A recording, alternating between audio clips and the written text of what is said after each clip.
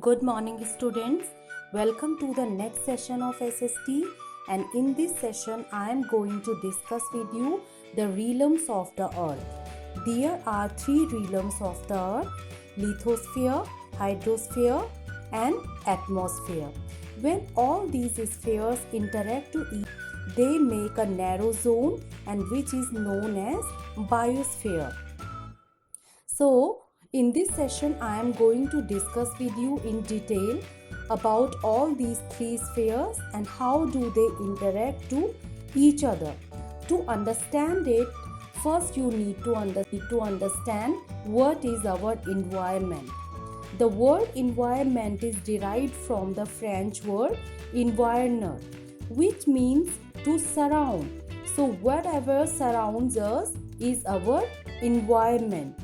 Environment refers to the surroundings within which an organism exists.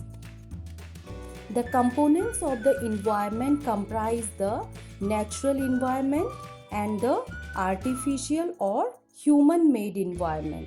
Artificial environment is also known as human-made environment, which I am going to discuss with you later on. First, natural environment. Natural environment is again divided into two parts: abiotic environment and the biotic environment. Abiotic environment, it comprises the inorganic living things in the environment. Based on the physical state and characteristics, abiotic environment is divided into lithosphere, hydrosphere, and atmosphere. What is lithosphere? The lithosphere or land is the solid rock surface of the earth, which provides the canvas for the existence of plants, animals, and human beings. It also provides space for building settlements, soil for agriculture, minerals, power resources for industries, and many other purposes. Second is the hydrosphere or water. On the earth, hydrosphere of water includes groundwater, and it is extremely essential for the survival of all forms of the life on the earth. Without this sphere, hydrosphere, we cannot imagine life on the earth.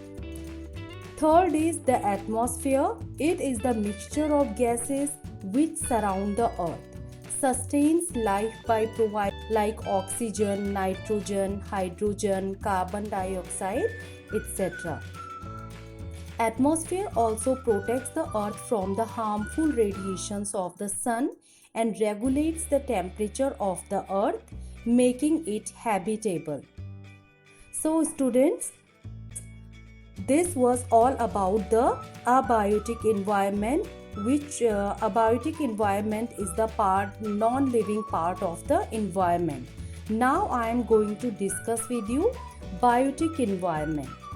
When all these three spheres, lithosphere, hydrosphere, and atmosphere meet to form a narrow zone of interaction which supports life, this is called the biosphere. So, biosphere includes biotic and abiotic environment. Okay, within the biosphere, all the living organisms like producers, consumers, and decomposers are interdependent. What are producers? Producers are green plants. Green plants are called producers because they can produce the presence of sunlight. By using water, carbon dioxide, they can prepare their own food. Consumers are the second type of component of the biotic environment. Consumers are dependent for their food on the producers.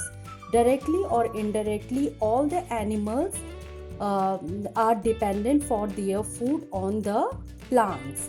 So, on this basis, consumers are divided into three parts: herbivores, carnivores, and omnivores. Omnivores are the animals which eat plants and plants product. For example, cow, deer, elephants, these are the examples of herbivore animals. Second type of consumers are carnivores.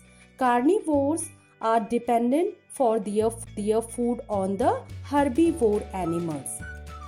Example of carnivores are like tiger, lion, etc. These are the carnivore animals. Third type of consumers are omnivores. Omnivores are the animals which eat both plants and animals. For example, human beings, bear, dog, cat, these all are the examples of omnivores. So students, there is one important component of biotic environment, that is decomposers. Decomposers are the organisms such as bacteria, fungi, microorganisms which we cannot see with our naked eyes. They break down, they lead to the breakdown of dead animals and plants. So they are also referred as the cleanser of our environment, cleanser of the earth. Okay, so all the components of the biotic environment, they are interdependent and they are interlinked with each other.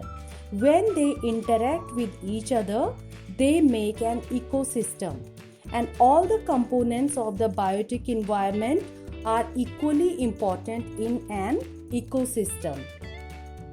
Now I am going to discuss with you the human environment.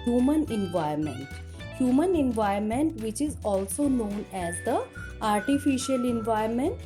The human environment encompasses human beings and their activities. They are the only living beings on the earth who have transformed the environment to food needs.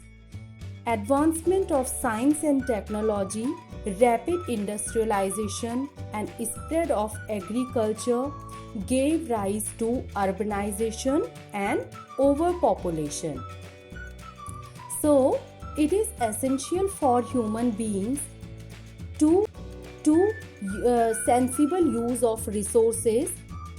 They should use all the resources. They can use all the resources, but it should be very sensible and it should be used very wisely, so that sustainable development takes place in the society and balance between natural components can be maintained. So students, in this session I discussed with you all the spheres about the environment, components of the environment. I have made one worksheet on the basis of this video. Hope you enjoyed the video. Goodbye.